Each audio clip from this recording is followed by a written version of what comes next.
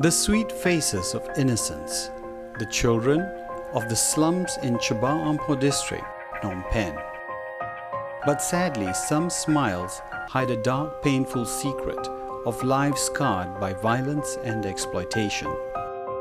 These are the very lives a Singapore International Foundation volunteer is touching through her work at Mercy Teams International, a Christian counseling center in Cambodia.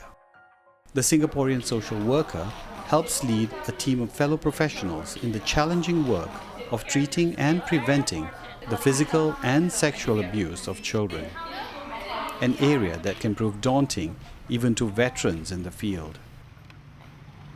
An important part of their work is visiting families and children in nearby slums, amid the squalor and filth of rubbish and open sewers. Many impoverished families live in poorly constructed makeshift homes. But behind some of these flimsy walls can lurk an uglier secret: violation, both physical and sexual.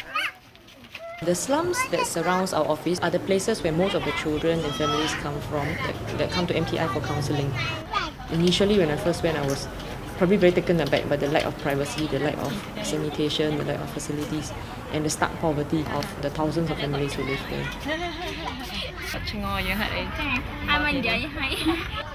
Most of the time we visit families that we already know, families where there are children who are either being abused or women who are experiencing violence from their husbands. So we usually just go to visit them, follow up how they are doing, continue to build relationship in the environment that they're comfortable with. And sometimes we invite them to come to our office for a more private place to talk. She was able to release the stress and the sadness in her heart. She said now she feels much better. Christina works with her Cambodian trainees to help families avoid choosing the sex trade to deal with their poverty. Oh, SSC, yeah. Oh, I see. Okay, this is my mom. She's a social worker at MTI.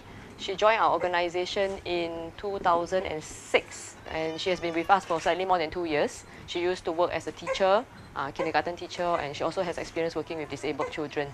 So when she first joined our organization, we started to train her to be a social worker.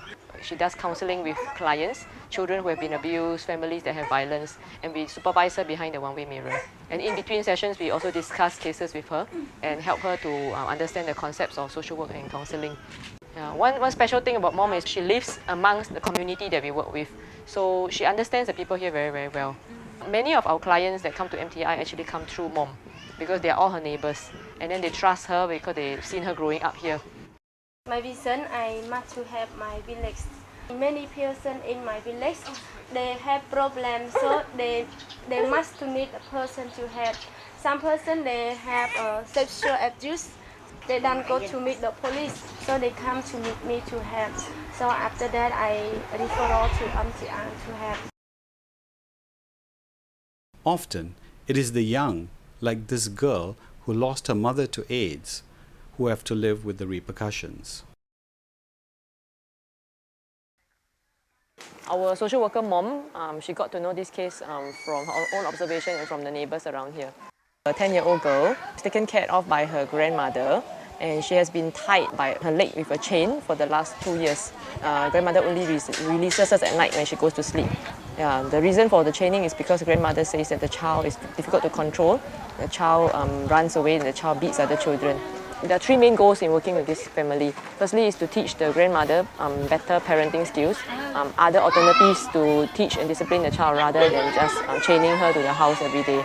The other second goal is to teach the child to have better social skills, not to run away, to have more self-control, not to beat other children, to learn how to resolve problems in a non-violent way. And the final skill is to help to find a service or maybe a special school or daycare center where the child can spend her time productively, and where she can fit in also.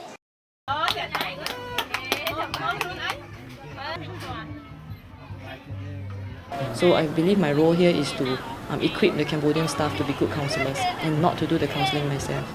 So that when the time comes for me to leave this country, the Cambodian staff are able to continue the work on their own. For Christina and her team, every achievement, regardless of its size, like these newly printed books, is greeted with cheer. for they know that these humble booklets will go a long way in helping them teach children and parents how to identify and combat abuse in their families. I think in the beginning I always feel overwhelmed whenever I come back from the slums, but I guess like what many people would say, it's good enough that we take a small step. We change people one by one. Yeah, it's like the starfish story.